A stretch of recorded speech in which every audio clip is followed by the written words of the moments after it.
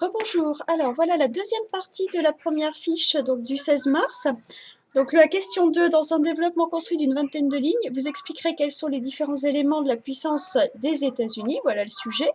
Donc si je les décortique, il faut parler des différents éléments de la puissance des États-Unis. C'est tout simple. On vient de le voir, il y a 3 éléments de la puissance. Donc ça va nous faire nos 3 parties. Il faut penser à faire une petite introduction pour dire qu'il y a 3 éléments qui sont interconnectés, donc l'élément économique, l'élément militaire et diplomatique et l'élément culturel, ces 3 facteurs de puissance.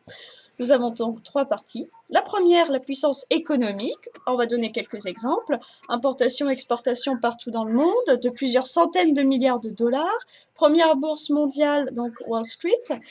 Ensuite, donc on n'est pas obligé de multiplier les exemples, ou un ou deux bien choisis qui montrent bien. On pouvait aussi parler ici des IDE qui touchent tous les continents, par exemple. Ça montre cette puissance économique des États-Unis.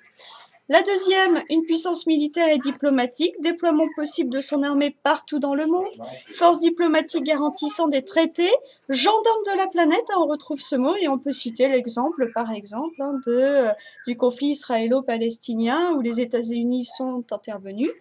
La puissance culturelle, musique, cinéma, marque, tout cela est connu partout dans le monde. L'American Way of Life par des millions de personnes est adopté en fait partout sur la planète, notamment en Europe, en Océanie.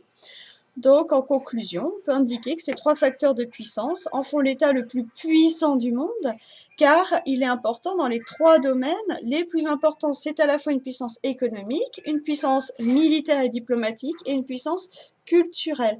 Donc, un pays, en fait, qui est suivi, qui est reconnu, qui est adopté, en fait, sa manière de vie est adoptée, ses décisions sont respectées, et également, il est extrêmement puissant, notamment avec ses marques, McDonald's, Coca, Nike, etc., Apple, Microsoft, que l'on retrouve partout sur la planète. Voilà, j'espère que ça vous a aidé. Au revoir!